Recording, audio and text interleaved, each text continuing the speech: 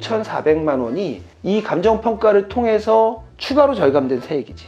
형이 하루 딱 고민해가지고 5,400만 원 세금을 절세를 시켜줬네요. 결국 그렇게 됐어. 그래갖고 그분도 이 얘기를 듣고 되게 고맙게 생각하시고 곧바로 감정평가를 받아오셨어.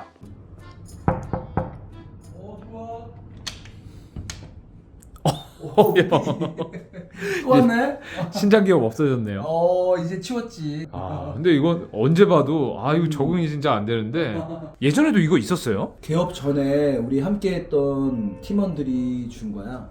직원들이 이렇게 챙겨준 거예요? 나랑 좀 닮았어? 아니 안 닮은 머리숱이 너무 많은데. 절세는 염지훈. 형 오늘은 또 무슨 얘기를 해주려고 저를 부른 거예요? 형이 상속 전문 세무사잖아. 상속세 폭탄을 맞지 않으려면 어떻게 해야 되는지 몇 가지 설명해 줄게. 적게 신고해서 가산세를 포함해서 추징이 많이 나오는 것도 있지만 내지 않아도 되는 세금을 너무 많이 내는 것도 세금 폭탄이야. 근데 형은 국세청 출신인데 음. 국세청에서도 이런 상속세 조사를 많이 해요? 정말 많이 하지. 형도 조사 많이 했고. 지금부터 눈물겨운 사연들을 하나씩 말해줄게. 이거 진짜 좋은 정보니까 좋아요, 구독 눌러주시고 주변에 친한 분들이 있으시면 공유해주세요. 그럼 저는 그런 경험이 없어가지고요. 부모님이 돌아가셨을 때는 어떤 절차를 밟아야 돼요? 일단 부모님이 돌아가시면 장례를 잘 치르고 장례비 영수증 잘 확보하고 그 다음에는 동사무소나 구청에 가서 사망신고하고 안심상속 원스톱 서비스라는 거를 신청해야 돼. 정부24 인터넷으로도 할 수 있고 주민센터나 구청에 가서 방문해서 할 수도 있어. 안심상속 원스톱 서비스를 통해서 은행별 계좌를 확인할 수 있어. 부모님이 저한테 말씀 안 하셨던 돈들도 다 찾아낼 수 있겠네요. 그렇지. 부모님도 몰랐던 돈도 그때 나오고 의외의 부동산도 나오는 경우도 있어. 아 그래요? 그런 거 많이 보셨어요? 그러니까 이 부동산은 부모님이 얘기 안 했던 거지. 그런 건 횡재가 되나요? 아니면은 갑자기 세금을 두드러 맞는 경우가 될까요? 세금은 아무리 많이 내도 50%를 내니까 일단 50%는 남는 장사지. 찾는 게 더 좋네요. 열심히 찾아서 횡재하는 경우도 있어. 여기서 중요한 게 하나 있어. 상속이 이루어지고 다음에 신고랑 조사를 받을 때 부모님의 예금 인출이라든가 현금 거래 이런 것들을 소명하기 위해서는 어머니 핸드폰, PC 그리고 장부 이런 것들을 잘 보관할 필요가 있어. 부모님이 돌아가시고 나면 그런 것들이 왜 이루어졌는지 모르기 때문에 그런 자료들은 소명 자료로서 충분히 가치가 있다고 봐. 뭐 웬만하면 뭐 굳이 버리진 않겠지만 그래도 좀 보관을 잘 해놓는 게 핸드폰 같은 거 잘 보관해 놓는 게 좋을 것 같아. 통장이랑 이런 것들도 웬만하면 다 보관해 놓는 게 좋겠어요. 그렇지. 통장 옆에다가 이렇게 기록해 놓으신 것들도 있고 하니까 그런 것들이 충분히 좋은 단서로 작용이 될 것 같아. 절세는 염지훈. 내가 국세청에서 22년 있으면서 두 가지 문제점이 있다고 느꼈어. 첫 번째는 사람들이 너무 유튜브를 많이 보는 거야. 유튜브를 많이 보고 혼란스러워해. 또 하나는 세무사를 한 10명씩 찾아다니는 사람도 있어. 걱정만 많아지는 거야. 공포심에 쌓여서 오히려 안 내도 되는 세금까지 내시는 분들도 봤어. 안타깝네요. 그러니까 너무 무서워서 자꾸 듣다 보면 자기도 모르게 그렇게 빠져드는 것 같아. 형은 그때 당시에는 국세청 공무원이니까 사실 이분한테 그런 거를 얘기해 줄 수 있는 입장은 아니잖아요. 그렇지. 나 그렇게 얘기해 보려고 하면 오히려 내 말을 믿지 않더라고. 세무공무원이 오히려 절세를 얘기해 주면 그 당시에 이상한데? 우리 하면서 우리 세무사한테 가서 물어볼게요 라고 얘기하는 분도 있었어. 형 말을 믿어야지. 근데 오히려 깎아주려고 하는 그 자세를 그 사람은 못 믿겠다는 듯이 얘기하더라고. 절세는 염지훈. 첫 번째 사례는 어떤 분이 나한테 상속세 신고를 의뢰하려고 왔는데 작성된 신고서를 갖고 왔는데 신고서를 검토해 보니까 딱 5분 만에 세액 계산이 너무 잘못된 걸 발견한 거야. 납부해야 될 세액은 0원인데 납부할 세액을 3천만 원으로 작성한 상속세 신고서를 갖고 왔어. 이건 누가 작성했어요? 라고 물어봤더니 모 전문 자격사가 왜 그분을 선택했어요? 했더니 수수료를 싸게 해준다고 해서 맡겼대. 세무사가 아닌데요? 나를 만나지 않았다면 안 내도 되는 세금 3천만 원을 내고 수수료를 300만 원 내고 3,300만 원을 쓰면서 매우 잘했다고 믿을 뻔하신 분들이야. 직업 뭐예요? 말하면 안 되는데 근데 이런 직종은 정말 좀 전문성도 있어 보이고 대중들이 많이 넘어갈 것 같은 느낌인데. 그렇지. 그러니까 그분이 넘어갔던 거야. 와, 저 같아도 그런 직업이라면 당연히 이분이 잘하실 것 같은데? 라는 느낌이 들어가지고 의심 없이 맡길 것 같은데 완전 틀렸던 거네요. 그렇지. 기본적인 거를 놓치고 계시더라고. 절세는 염지훈.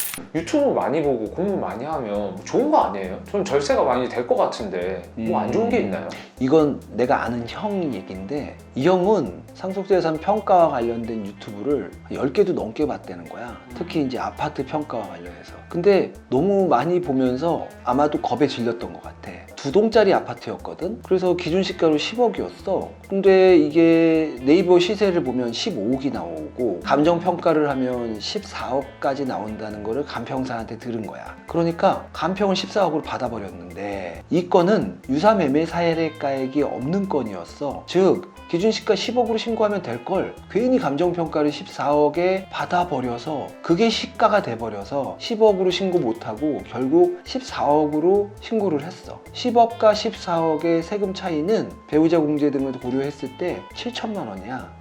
생돈 7천만 원? 그렇지. 이 형은 유튜브를 너무 많이 보고 겁에 질려서 세무사한테 물어보는 거를 소홀히 했고 본인이 주도적으로 감정평가를 받고 그 감정평가액을 세무사한테 주고 세무사는 그대로 신고를 했어. 그래서 7천만 원이라는 세금 폭탄을 맞았지. 아니 근데 그분이 그럼 유튜브에서 본 게 잘못된 정보인 거예요? 자기가 듣고 싶은 것만 들은 거야. 일정한 경우에는 감정평가를 통해서 세금을 낮추라고 얘기했는데 세금을 낮추라는 부분만 기억하고 유사매매 사례가액이 무엇인지 놓친 거지. 그건 뭐예요? 유사매매 사례가액은 돌아가신 날, 상속 개시일 전 6개월, 후 6개월 이 후 6개월 전에 신고를 하게 되면 그 기간에 같은 단지에 기준시가 면적이 둘 다 5% 이내인 아파트가 거래가 되면 그 가액을 시가로 한다라는 그런 규정이야. 근데 이거보다 더 우선하는 게 감정평가야. 그래서 감정평가액도 없고 유사매매 사례가액도 없다면 그냥 기준시가 10억으로 신고하면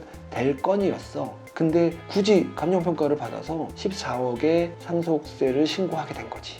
진짜 7천만 원 그냥 날린 거네요. 유튜브가 그렇게 하라고 찍어놓진 않았지만 그걸 받아보는 사람이 능력이 안 되면 독이 될 수도 있어. 절세는 염지훈.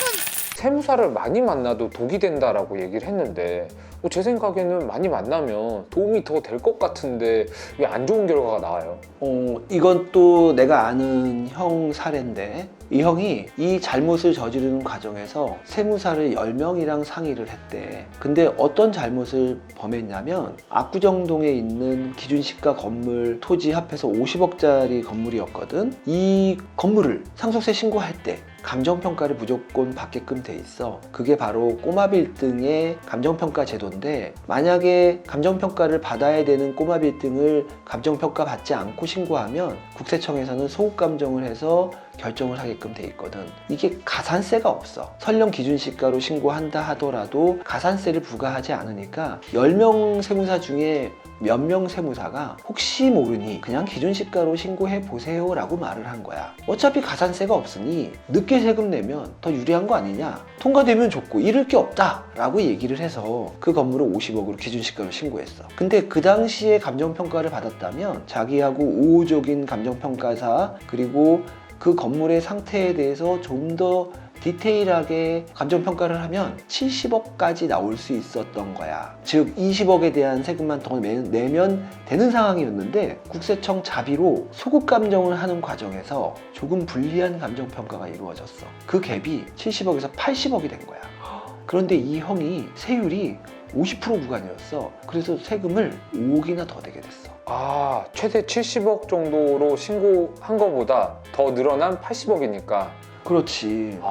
그래서 세금을 약 5억을 더 내게 된 거지. 세무사를 너무 많이 만나서 오히려 독이 된 케이스라고 난 생각해. 근데 압구정동에 50억 정도 되는 빌딩을 갖고 있으면 증여, 상속했을 때는 얼마 정도 세금을 내야 돼요? 기준시가로 해도 세금이 20억이고 감정평가를 한다면 그보다 훨씬 많은 세금을 내야지. 아버지가 50억 건물 갖고 있으면 제가 그걸 다시 받아오려면 20억 세금을 내야 된다는 거네요. 그렇지. 50억이 시가라고 했을 때 20억 정도의 세금을 내야 돼. 그럼 만약에 그 20억을 못 내면 어떻게 돼요? 못 내면 그 건물에 압류가 들어와. 그래서 결국 세금을 내기 위해서 건물을 팔아야 되는 상황이 벌어지지. 내가 이후에 말하는 절세 방법들은 그런 건물들을 지키기 위해서 미리미리 준비해야 되는 내용을 말해줄 거야. 아, 그런 방법도 있어요? 그렇지. 상속세, 증여세는 미리미리 준비하면 그만큼 내 재산을 지킬 수 있지. 절세는 염지훈.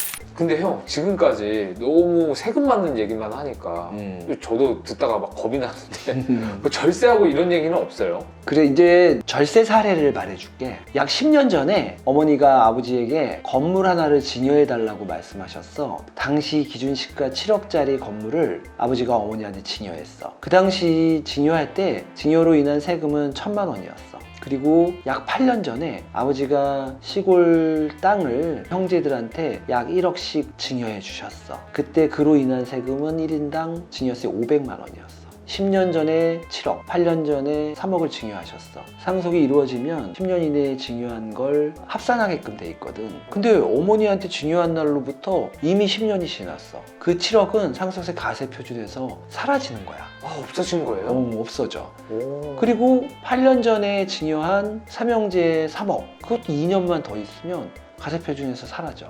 즉, 그 10억이 가세표준에서 사라지는 순간 절세 효과는 유효세율 30% 가정했을 때 3억이라는 세금을 절세할 수 있지. 근데 만약 10년 전에, 8년 전에 그 증여를 하지 않았다면 내지 않아도 되는, 안 낼 수도 있었던 세금 3억을 더 낼 뻔했던 거지. 근데 그게 10년 전에 7억이니까 지금 됐으면 더 오르지 않았을까요? 그래서 두 가지의 효과가 있어. 하나는 상속세 가세표준에서 완전 없어지는 효과가 있고, 만약에 이걸 가만히 뒀으면 기준 시가로 지금 10억 정도 되거든? 벌써 10억을 아낀 거나 다름없는 거야. 그 7억을 아낀 게 아니라 10억을 아낀 거나 다름없는 거지. 와. 그리고 아버지가 상가를 1억도 안 되는 가격에 사셨어. 만약에 그거를 아버지가 지금 10억에 양도하면 양도 차익이 9억인데 어머니가 7억에 증여받고 지금 10년이 지났잖아. 어머니가 양도한다면 취득가액이 7억이 되지. 그래서 양도세도 절감되는 이중 효과를 누리는 거지. 절세는 염지훈. 최근에 내가 신고하면서 절세한 사례가 하나 있는데 국세청 후배한테 설명을 술자리에서 해줬더니 잘 이해를 못 하더라고. 이거는 전문가들이는 알아듣는데 잘 못 알아들을 수 있을 것 같아서 칠판에 가서 한번 설명해 볼게. 내가 신고했던 동거주택 상속공제 건이야. 이분의 재산은 인천 아파트 한 채와 다른 기타 자산 27억이 있었어. 근데 동거주택 상속공제 한도는 6억이거든. 근데 이분은 처음에 기준시가 3억으로 평가해 주기를 원했어. 그래서 내가 그러지 마시고 감정평가를 통해서 6억으로 올리자고 제안을 했지. 그분 입장에서는 그 기준시가 3억으로 해야지 뭔가 절세가 될 것 같아서 낮추려고 3억이라고 했겠네요. 일반적으로 기준시가로 해서 상속재산을 낮추는 게 대부분은 유리하다고 판단하니까 처음부터 나한테 기준시가가 3억이고 유사매매 사례가액이 없어요 라고 얘기하면서 3억으로 평가해 주세요 라고 나한테 얘기를 했지. 뭐 한 하루 정도 고민하다 보니까 이 건은 감정평가를 통해서 6억으로 올리는 게 상속세 가세 표준을 낮추는 데 도움이 되는 건이었어. 거꾸로 올려야지 세금이 낮아진다. 그렇지. 신기하네요. 기준시가가 3억이든 감정평가로 6억이 되든 동거주택 상속공제 한도 내에 있어. 즉 3억으로 평가하든 6억으로 평가하든 이것만으로는 가세표준이 늘어나지 않아. 여기서 내가 6억으로 올리는 이유는 바로 이 배우자 공제 때문이야. 배우자 공제를 기존 3억일 때 계산한 게 왼쪽 표거든.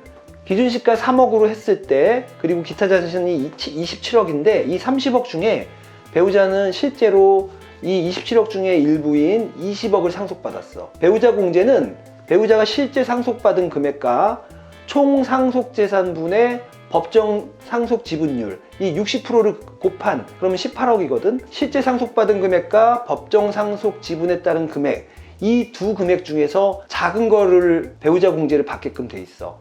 그렇게 계산되면 18억인데 감정평가를 통해서 6억으로 올렸을 때 이게 6억이 되면 상속재산은 20억으로 멈춰 있지만 법정 상속 지분이 늘어나. 60%는 가만히 있는데 이 30억이 33억이 되면서 19.8억으로 늘어나는 거지. 그렇게 되면 이 두 금액 중에서 작은 금액인 19.8억이 배우자 상속 공제 금액이 되는 거야. 다른 건 하나도 바뀐 게 없어. 기준시가 6억으로 올리면서 동거주택 상속 공제는 이미 받았고 배우자 공제 금액이 18억에서 19억 8천으로 늘었어. 공제 금액이 1억 8천이 늘면서 유효세율 30%를 적용했을 때 5,400만 원이 이 감정평가를 통해서 추가로 절감된 세액이지. 그러면 형이 작업해 준 거는 저 기준시가를 감정평가, 그러니까 3억을 데려 올리면서 배우자분이 공제받을 수 있는 그 한도를 높인 거네요. 그렇지. 이걸 기준시가 3억으로 그냥 했다면 달라지는 건 이 5,400이 없어지는 거야. 세금을 그만큼 더 내야 된다는 거지. 형이 하루 딱 고민해가지고 5,400만 원 세금을 절세를 시켜줬네요. 결국 그렇게 됐어. 그래갖고 그분도 이 얘기를 듣고 되게 고맙게 생각하시고 곧바로 감정평가를 받아오셨어. 아, 형 근데 이런 거 어떻게 생각했어요?